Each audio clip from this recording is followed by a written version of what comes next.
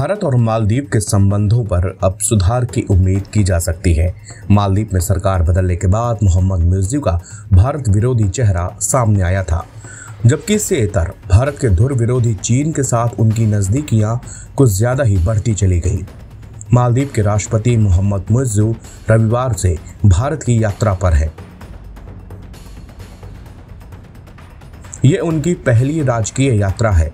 मुइज़्ज़ू ने हमारे सहयोगी टाइम्स ऑफ इंडिया को दिए एक खास इंटरव्यू में कहा कि मालदीव कभी भी ऐसा कुछ नहीं करेगा जिससे भारत की सुरक्षा को खतरा हो।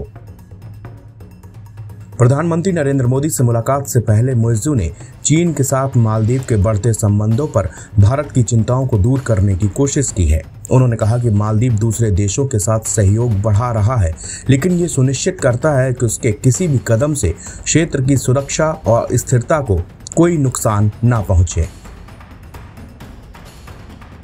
मुइज़्ज़ू ने कहा कि भारत मालदीव का एक महत्वपूर्ण सहयोगी और मित्र है। दोनों देशों के रिश्ते आपसी सम्मान और साझा हितों पर आधारित हैं।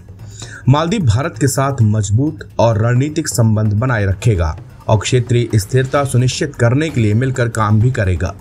राष्ट्रपति मुइज़्ज़ू ने कहा कि मालदीव फर्स्ट नीति के तहत उनका देश भारत के साथ अपने पुराने और भरोसेमंद संबंधों को प्राथमिकता देता रहेगा। उन्होंने कहा, हमें विश्वास है कि दूसरे देशों के साथ हमारे संबंध भारत की सुरक्षा हितों को कमजोर नहीं करेंगे।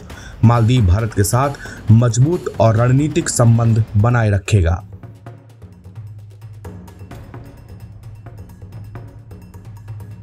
भारतीय सैनिकों की वापसी पर मुइज़्ज़ू ने कहा कि मालदीव और भारत एक दूसरे की चिंताओं को बेहतर ढंग से समझते हैं और दोनों देशों के बीच रक्षा सहयोग हमेशा प्राथमिकता में रहेगा।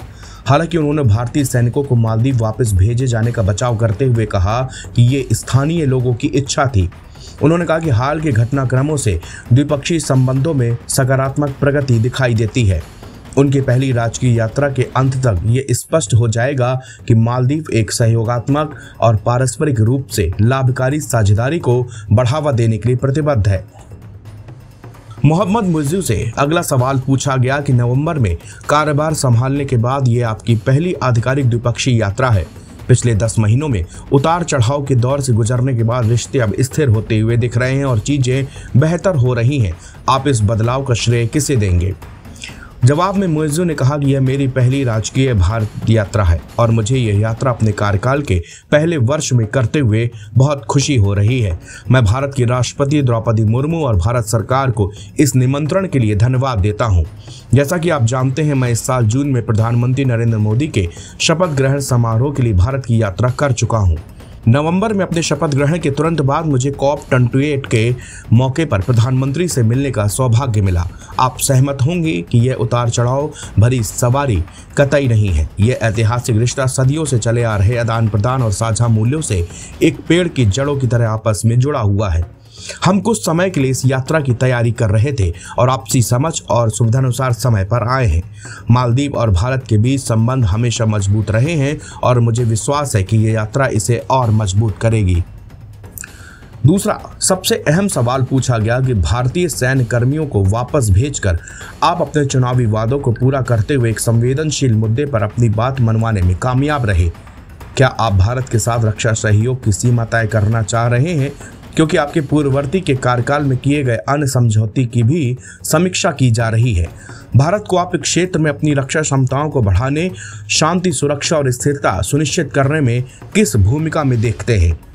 मुइज़्ज़ू जवाब देते हैं कि जैसा कि मैंने अभी कहा, भारत हमारे सबसे बड़े विकास भागीदारों में से एक है और रक्षा सहयोग हमेशा प्राथमिकता में रहेगा।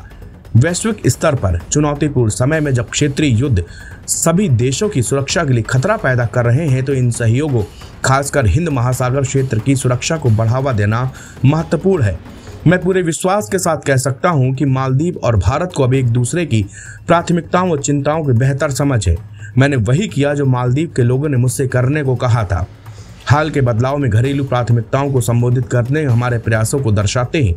पिछले समझौतों में हमारी समीक्षा का उद्देश्य यह सुनिश्चित करना है कि वे हमारे राष्ट्रीय हितों के अनुरूप हों और क्षेत्रीय स्थिरता में सकारात्मक योगदान दें।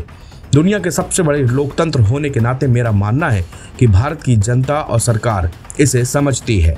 NBT ऑनलाइन की रिपोर्ट।